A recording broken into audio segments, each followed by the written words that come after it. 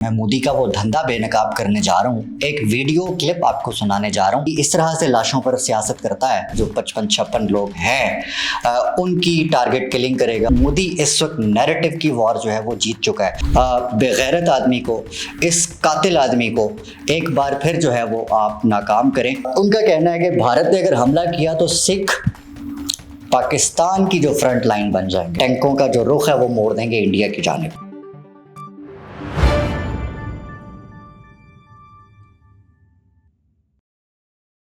अस्सलाम वालेकुम, आप आज़ाद खबर देख रहे हैं। मैं सलमान दुरानी हूँ। ख़वातीन हज़रात, वीलॉग के शुरू में ही मैं मोदी का वो धंधा बेनकाब करने जा रहा हूँ। एक वीडियो क्लिप आपको सुनाने जा रहा हूँ जिसमें मैं आपको बताऊंगा कि इसने पुलवामा के ऊपर किस तरह से सियासत की और आवाम से वोट मांगा। जब जब इंडिया के अंदर इलेक्शंस हुए तब तब मोदी ने पाकिस्तान के ख़िलाफ़ जो महाज आराई की और उसके ऊपर जो है वो पाकिस्तान पे इल्ज़ामात लगाकर एक बयान की जंग जीत कर आवाम से जो है वो वोट हासिल किया। पहले ये वीडियो सुनिए, मैं आपको ऑडियो सुनवा रहा हूँ क्योंकि जाहिर है प्रॉब्लम्स आते हैं, हमें टेक्निकल प्रॉब्लम्स आते हैं। तो ये जरा सुनिएगा पहले कि मोदी किस तरह से वोट मांग रहा है। ये एक प्रोग्राम का क्लिप है जो कि कल ही चला है, भारतीय मीडिया है, और एंकर के सामने जो बैठे कांग्रेस के जो कारकुन हैं उसने किस तरह से मोदी की पुरानी स्पीच चलाकर मोदी का ये सारे का सारा धंधा जो है वो एक्सपोज कर दिया। ये जरा सुनिएगा। शहीदों के नाम पर वोट मांगे जाने चाहिए? नहीं। हाँ या ना में उत्तर देना। आप बिल्कुल नहीं, शहीदों के नाम पर आप वोट नहीं मांग सकते हैं, पर आप अपनी नीतियों के नाम पर बिल्कुल नहीं मांग सकते। वोट मांगकर आप कब तक वो वीडियो निकालिए जहां पर बोल रहे हो कि इतने शहीद हो गए और मुझे वोट दो, ये चीज आप नहीं कर सकते ऐसे। श्वेता जी, आपके सामने जो कैमरा पर्सन है उनको कहें वो थोड़ा क्लोजअप लें उसका। जी, पाकिस्तान के बालाकोट में स्ट्राइक करने वाले वीर जवानों के नाम समर्पित हो सकता है क्या? मैं मेरे फर्स्ट टाइम वोटर से कहना चाहता हूं कि आपका पहला वोट वही है। तो बालाकोट, मैंने कहा बालाकोट, आप कह रहे हैं कि नहीं, शहीद जो है उनके नाम पे आप पुलवामा में उन वीर शहीदों के नाम आपका वोट समर्पित हो सकता है क्या? पुलवामा में वीर शहीदों के नाम समर्पित हो सकता है कि नहीं हो सकता? आपको श्वेता जी भेज दूंगा, मैं दोबारा सुन लीजिएगा, और पूरा देश जानता है इसको। दिक्कत यही है कि अगर ये चीज देश के प्रधानमंत्री अगर कांग्रेस के होते तो हमें सड़कों पर नहीं निकलने दिया।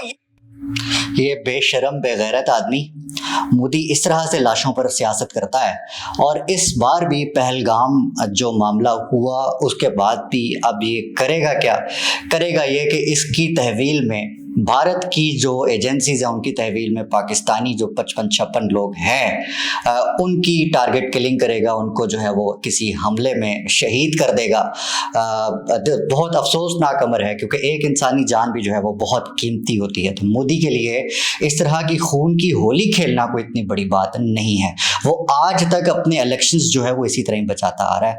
अब करना इसने ये है कि उन 55-56 लोगों की ये जान लेगा, उनको ये पाकिस्तानी दहशतगर्द करार देकर जो मीडिया की वॉर है उसको जीतने की कोशिश करेगा, मीडिया के सामने लाएगा, उनसे बरामद एक असलहे का ड्रामा करेगा। जी, ये असलहा जो है इन लोगों से बरामद हुआ, और ये सारे का सारा प्लान इसका इस वक्त जो होने वाला है वो पाकिस्तानी मीडिया ने और आलमी मीडिया ने उसके पड़ख से उड़ा दिए हैं इस वक्त। तो मोदी इस वक्त नैरेटिव की वॉर जो है वो जीत चुका है। सोने पे सुहागा क्या हुआ कि स्विट्ज़रलैंड के जो वज़ीर ख़ारजा हैं, स्विस वज़ीर ख़ारजा, उनकी जानिब से एक ऑफ़र की गई है मोदी को। ज़ाहिर है मोदी ने तहकीकात तो करवानी नहीं, मोदी सिर्फ ये नैरेटिव की जंग जीतना चाह रहा है जो कि बहुत बुरा फंस चुका है इस वक्त। आवाम को भी समझ आ गई है कि ये जो हमसे वोट मांगता है लोगों की लाशों के ऊपर, खून के ऊपर, इसको वोट नहीं डालना।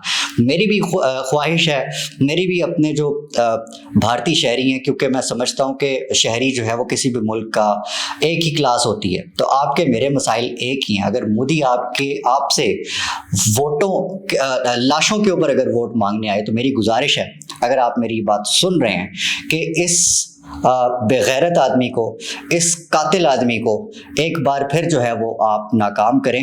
आप इसको वोट मत दें क्योंकि ये इलेक्शंस इसी की बेस पर करता होता है। स्विट्ज़रलैंड के जो वज़ीर ख़ारजा हैं उनके मुताबिक वो इस आज़ादाना तहकीकात अगर तो इंडिया ऑफ़र करता है, इंडिया अगर करवाना चाहता है तहकीकात, तो जो स्विस वज़ीर ख़ारजा उन्होंने कहा जी हम अपनी खिदमत देने के लिए तैयार हैं और हम मुकम्मल ताउन करेंगे भारत के साथ इस वाक़े की आज़ादाना किस्म की तहकीकात में, और फिर हम चाहेंगे, हमारी ख्वाहिश है कि इस मसले को हल किया जाए बजाय इसके कि आप जो है वो इलाकाई जंग, किसी बड़ी जंग की तरफ हो जाएं। ये खित्ते के लिए भी बेहतर नहीं है, दीगर खित्तों के लिए भी बेहतर नहीं है, दुनिया के लिए भी बेहतर नहीं है।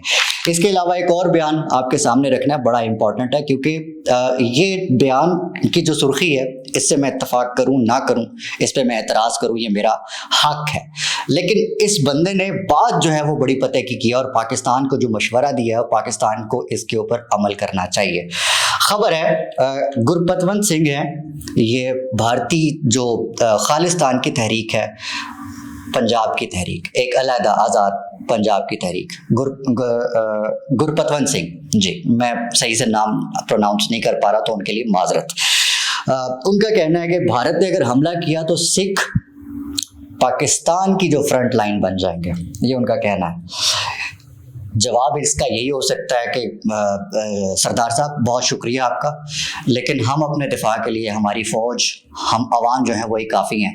आपके इस ताउन का, आपकी इस मोहब्बत का, लगाव का, लगन का बहुत शुक्रिया, लेकिन हम अपनी कौम का, अपनी हर उस ज़मीन के हिस्से का दिफा करना जानते हैं, हम तैयार हैं हर चीज़ से। आपकी मोहब्बत का और ताउन का बहुत शुक्रिया। इनका कहना है कि जी ये जो जानते हैं, सिख जानते हैं कि असल जो बड़ा दुश्मन है वो इंडिया है, वो पाकिस्तान नहीं है। तो अगर तो पंजाब से हमला हुआ तो पाकिस्तान के दिफा के लिए जो सिख हैं ना वो खड़े हो जाएंगे और टैंकों का जो रुख है वो मोड़ देंगे इंडिया की जानिब। ये इनका कहना है। जो असल पॉइंट है जिस पे मैंने ये बयान उठाया वो बड़ा कमाल पॉइंट है।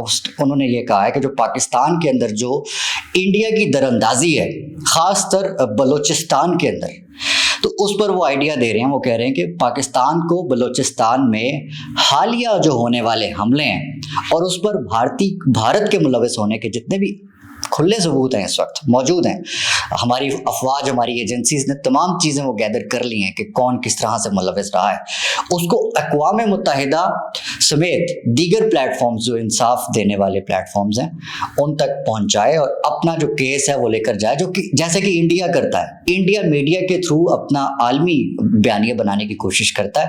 आज भी अगर देख लीजिए, अफसोस के साथ देख लीजिए कि ट्रंप के आसपास भी जितनी भी लॉबी है वो या तो इसराइली लॉबी है या इंडियन लॉबी है, जिससे गुजर के आपको जो है वो जाना पड़ता है, उन कांग्रेसमैन से गुजर के जाना पड़ता है। आखिरी खबर मैं देकर व्लॉग का एंड करूंगा और वो है इमरान खान से मुतल्लिक और मादनियात का जो बिल है उससे मुतल्लिक।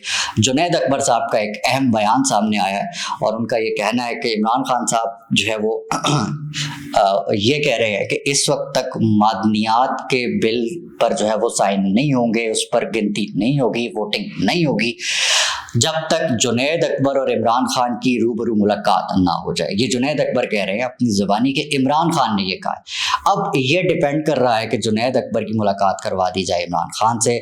जुनैद अकबर अब तक मादनियात बिल के हवाले से खामोश हैं, उन्होंने अभी तक इसकी अपोजिशन नहीं की। अगर वो इमरान खान से मिलते हैं तो वो क्या आर्गूमेंट करेंगे? इमरान खान आया इस पर जो है वो एग्री हो जाते हैं, एग्री नहीं होते, ये उस वक्त तक जो है वो उस पर डिपेंड करता है। लेकिन मुमकिनात में से एक बात यह है कि जुनैद अकबर शायद कायल कर ले इमरान खान को मादनियात बिल के हवाले से। व्लॉग के आखिर में अब मैं सबसे बड़ी खबर आपको देने जा रहा हूँ कि जो पेशरफ्त हुई है और जो मुझ तक बात पहुँची है वो आप तक पहुँचनी बहुत इम्पॉर्टेंट है। इमरान खान साहब से जिस बातचीत की मैंने आपको खबर दी थी कि मुज़ाकरात हो रहे हैं और इमरान खान की जो रिहाई है वो अप्रैल के आखिरी हफ्ते या आखिरी दिनों में जो है वो होना मुमकिन पाएगी। बिल्कुल कंस्ट्रक्टिव बातचीत चल रही है। ये लोग इमरान खान को फार्मूले दे रहे हैं इस पूरे मामले से निकलने के, दूसरी जानिब से भी जो है वो फार्मूला दिया जा रहा है इमरान खान को। ये लोग -1 का दे रहे थे, इमरान खान ने भी जो है वो कहा जा रहा है कि -1 का फार्मूला दिया है कि -1 प्लान जो है वो क्या हो सकता है। लेकिन इमरान खान की बात के ऊपर जो है वो बात हो रही है और इस पूरे प्लान में जो इमरान खान की रिहाई है वो कहा यह जा रहा है, एक्सपेक्ट ये किया जा रहा है ज़राए की जानिब से कि अगले 1 महीने, और अगर हम बात करें तो 10 से 15 दिन में जो है वो मुमकिन है, होगा, खामोशी से होगा, कैसे होगा ये वो वक्त बताएगा, लेकिन ये एक्सपेक्ट किया जा रहा है कि इसके ऊपर इतना वावेला नहीं होगा। इस व्लॉग में इतना ही, अगले व्लॉग में इंशाल्लाह मजीद अपडेट्स और ख़बरों के साथ हाजिर होंगे। तब तक अपना, अपने आसपास सबका, अपने पाकिस्तान का बहुत ख्याल रखिएगा। अल्लाह निगहबान, पाकिस्तान जिंदाबाद।